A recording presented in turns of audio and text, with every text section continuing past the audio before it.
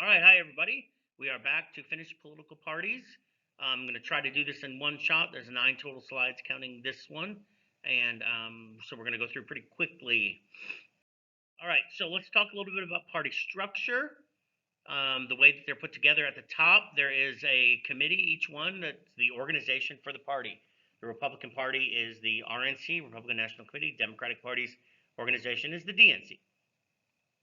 Um, they are complex networks of hundreds and hundreds of employees that work that have permanent jobs. That's their job, that's their livelihood. It's the way they make their living is working for the DNC or the RNC. The national chairperson runs the party apparatus. There's somebody in charge of each one. I'm going to tell you who they are, but you do not need to know the names of who they are. Nobody's going to ask you on a quiz or a test. But just to let you know, the Republican chairman or chairperson is Ronna McDaniel. And incidentally, just as a bit of trivia, she is Mitt Romney's daughter. And the Democrats' chairman is Tom Perez. He used to be a congressman.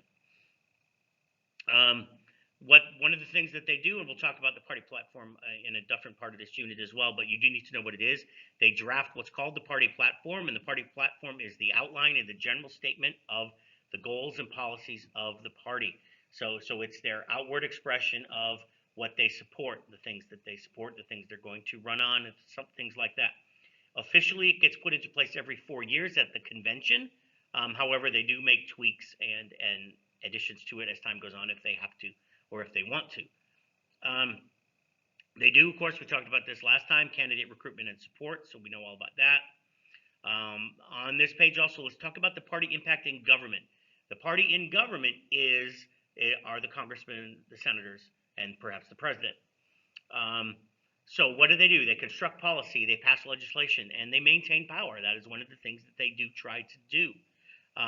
They do fundraising or funding, not fundraising, funding for pet projects. Whoever's in charge of Congress, in this case it's the Democrats, in both houses, they add stuff that they want.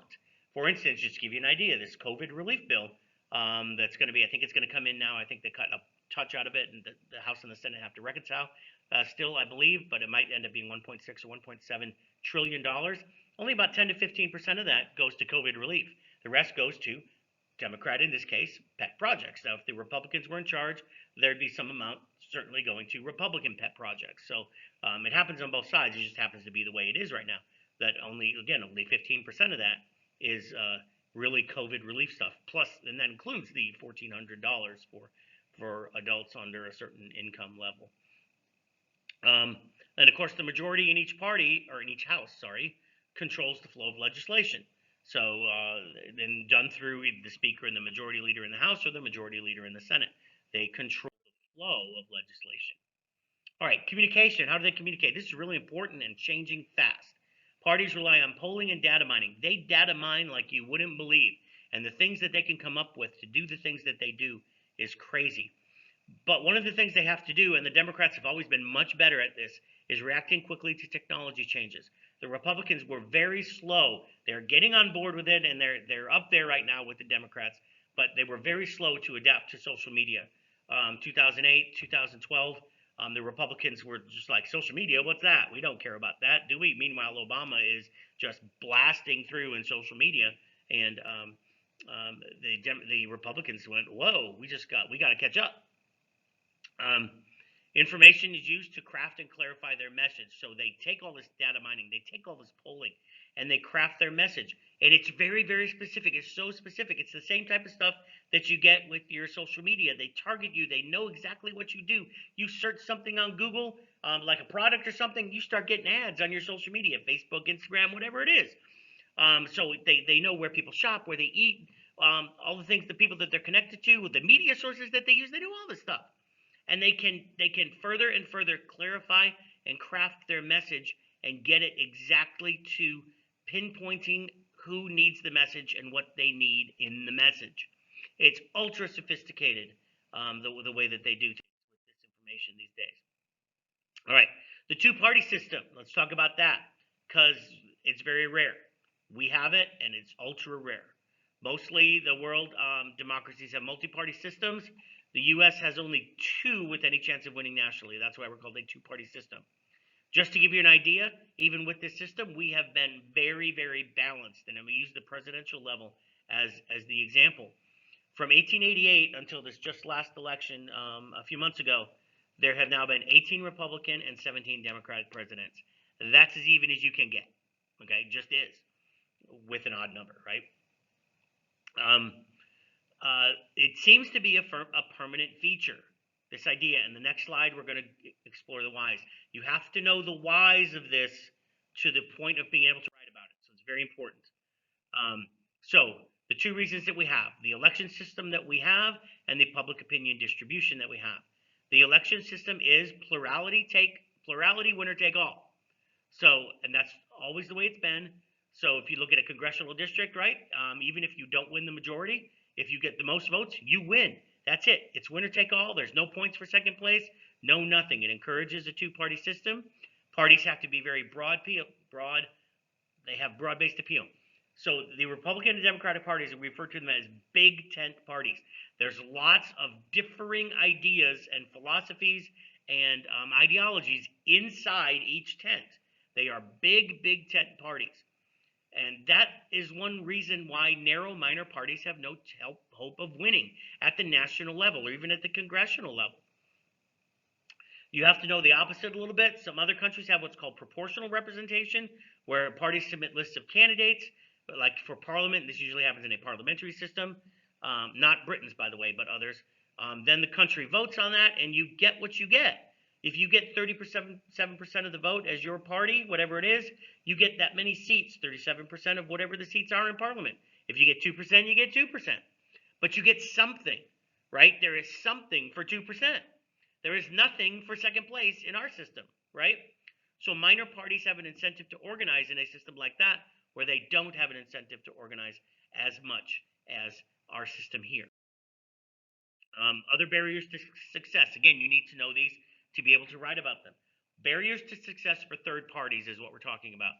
Number one, we have single member districts. If the candidate wins the most votes, they win. It was majority, plurality, whatever. They win the seat. Again, no points for second place. Money. Money comes up. It's politics. It's money. We'll have a whole section on campaign finance here in the next couple of weeks. Politics involves large amounts of money, and third parties just can't hope to raise that kind of money. Ballot access is another reason. This is partially money and partially some other things. All states have slightly different laws because election laws are up to states on how you get on the ballot. You don't just get to go up and say, I can't go to the Georgia, whoever controls Georgia elections, Georgia Secretary of State's office. I can't walk in there and go, hey, my name's Steve Moran and I want to run for president. Put my name on the ballot, please. That's not how it works. Okay, you've got to do something. You either have to, and it depends on the state, depends on the numbers, depends on how many things you need. It either requires money or a certain amount of registered voter signatures, and that's going to be run into the thousands and thousands to get you put on the ballot.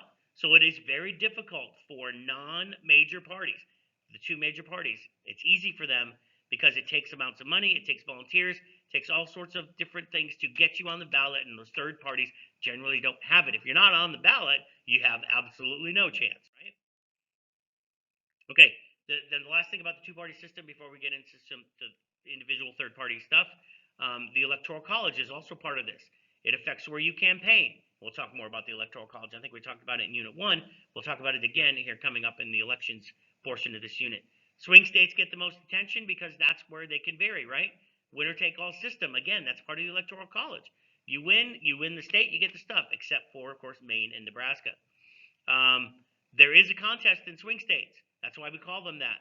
There is a contest. Places like Ohio or Florida, which actually might be trending more towards a really red state.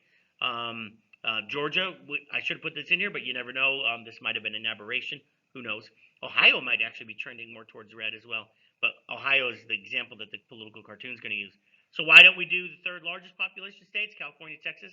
I need to change that because it is now Florida, not New York, is the third. Why not those largest? Because we already know the outcome. You know what's going to happen in California and New York and Texas. You just know. Okay, so they don't have to campaign there. So you get, Ohio in the middle of that. Why is Ohio starting to ignore me? Because everybody pays attention to Ohio. Nobody pays attention to Oklahoma. Nobody pays attention to New York or Maine or whatever. All right. So the last bit then, because we got 5 minutes left here in my time. Third parties. So 2 quick slides. They still form because we have them, right? We have them even though they have no chance of winning. We have 4 different types. You have to know these 4 types. We have ideological parties: Socialist Party, Communist Party, Libertarian Party, all based on ideology. We have one-issue parties that rise and fall. Free Soil Party before the Civil War, they got subsumed or incorporated into the Republican Party, but they were a one-issue anti-slavery in the territories, right? The Prohibition Party, that was their issue, and they had success, right? Because Prohibition happened, and then they just fell away. Hey, we got what we wanted. We're not around anymore. We've got Economic Protest Party. That's the populists from the late 1800s.